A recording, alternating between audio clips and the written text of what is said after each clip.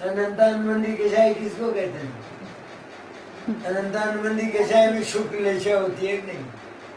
होती है ना, होती है, हैं? होती है। तो भी अनंतानुबंधी। हाँ, तो क्या है वो अनंतानुबंधी? जो अनंत क्या संसार होता है उसमें? कैसा भाव होता है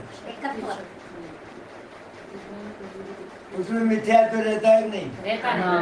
अनंतानंदी कषाय में, हाँ, कषाय में रहता है। कसाई में नहीं, कसाई कषाय में किसका किसका परिणाम? चारित्र गुण का विकारी परिणाम। चारित्र का विकारी, मिथ्या।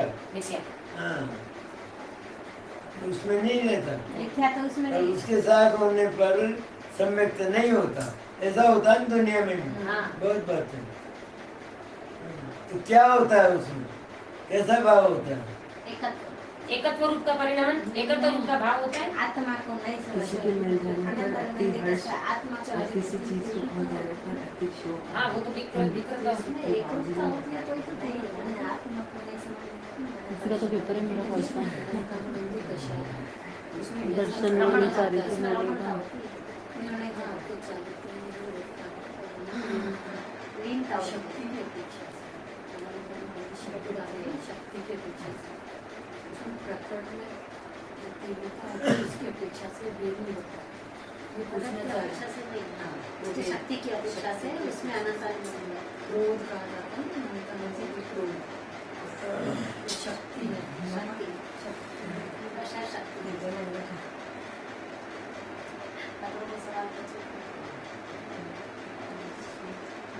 इसमें क्या होता है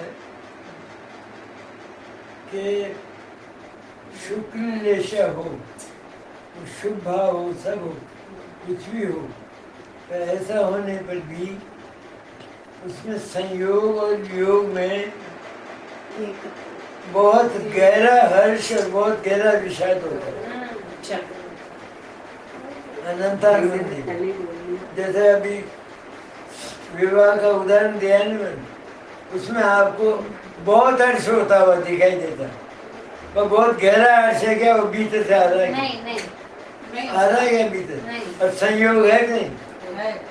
संयोग तो है ना सब, वो सारे संयोग है ना। भले उनके साथ फर्क तो है, वो तो सम्यक मिथ्या से संबंध, लेकिन उसमें गहरा हर्ष है क्या आपको? और अगर उनमें बिगाड़ हो जाए, चोरी हो जाए या कुछ और हो जाए, शादी में विघ्न आ जाए, तो आपको भीतर से दर्द होगा क्या? नहीं, भीतर से नहीं होगा, भीतर से होगा क्या? ऊपर ही ऊपर रहेगा। ऊपर। तो वो अनंतानुबंधी गई नहीं पर नहीं। ये स्वरूप है अनंतानुबंधी। मिथ्यात्व और अनंतानुबंधी वो अलग है ना। श्रद्धा बुद्धि का लेकिन ऐसे नहीं है, अनंत संसार का बंध करा दिया वो ऐसे ही शक्ति के साथ क्योंकि आज विषाद इसकी पर्याय है ना, चारित्र सुख की विकारी। ऐसा तो मिथ्या तो नहीं होने पर भी उसके साथ में, तो उसके जैसे किसी दुर्जन व्यक्ति के साथ सज्जन व्यक्ति, सज्ज या दूसरा व्यक्ति लग जाए तो वो भी वैसा ही काम करने लगता है ना। वो काम सुधरता नहीं, बिगड़ जाता है। इस तरह से है। तो मिथ्यात्व के साथ ही जो अनंतानुबंधी, इसमें ये होता है, बहुत गहरा होता है, भीतर से आता है। और अपने घर में हो जाए तो शादी में फिर तब तो गहरा होता है, क्योंकि उसमें अपनापन नहीं। वो तो उदाहरण है कि अपने घर में अगर अपनी शादी में ऐसा हो जाए तो भी अपने को गहरा विषाद होता है ना। और पर की शादी में नहीं होता, जो पर मानते हैं ना, इसको लोक की बात है, लोक व्यवस्था की, तो इसको स्व मानते हैं। तो स्व में ऐसा हो तो गहरा हर्ष विषाद हो, और स्व यहाँ ऐसा है कि उसमें होता नहीं कोई, झगड़ा मिल गया, गई अनंतानुबंधी, ऐसा जानते।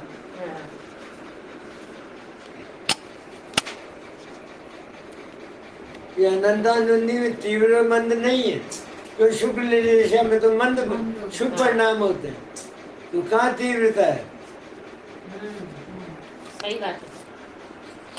क्या तीव्र हो जाए विषाद? कितनी मंदता हो जाती है शुक्ल देश यानी में तो। मंद परिणामों की तीव्रता। भले वो शादी में आपको कभी आप जिस शादी में आप जावे उसमें भले आपको बहुत ज्यादा क्रोध आ जाए किसी बात की, तो भी नहीं, तो भी तो भी नहीं। और हर्ष हो तो भी, दोनों बराबर बात है, दोनों बराबर बात है। वो गहरा नहीं है, वो गहरा नहीं है। होने को कितना क्रोध भी गहरा नहीं और हर्ष भी गहरा नहीं। गहरा। क्यों नहीं है? क्योंकि अपना क्योंकि इन दोनों का अपने से संबंध नहीं है, अपनापन नहीं इन है। चीजों से संबंध है, अपने से नहीं है संबंध, ये परत्व है।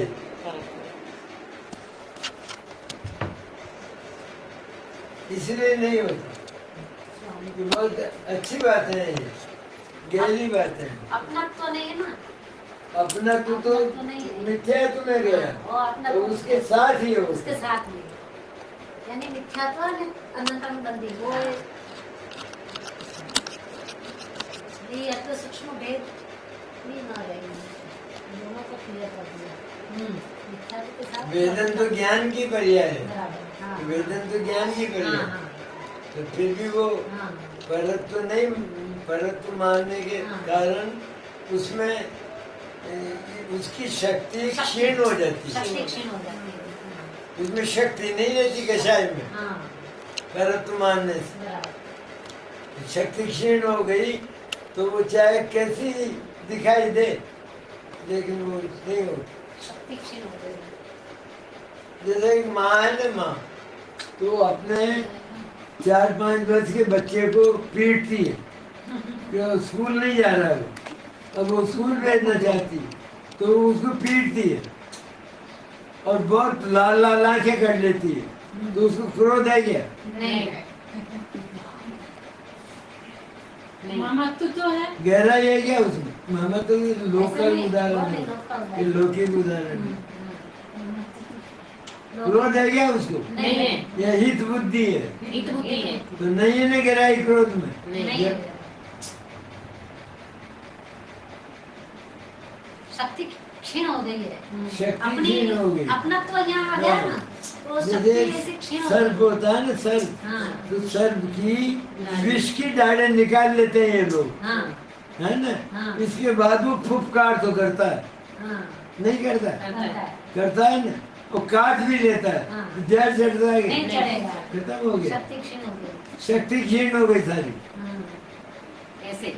कि शक्ति क्षीण हो गई। हाँ। ऐसे। ये अनंतान मंदी का है। हाँ, એટલે મિથ્યાત્વ ની સાથે ગઈ અનંતાન કસાઈ મંદી જાય, એવી રીતે। है प्रत्याख्यान रह गए, हाँ, बाबूजी, आप- दम नहीं है उसमें। अप्रत्याख्यान अप्रत्याख्यान का क्या स्वरूप है? यही है प्रत्याख्यान, उसमें पूर्वादि आते हैं परत्व रूप में होता है, अपना नहीं मानते। उनके प्रति नहीं होते अपनत्व की वृत्ति बिल्कुल। मैं क्रोधी हूँ इधर,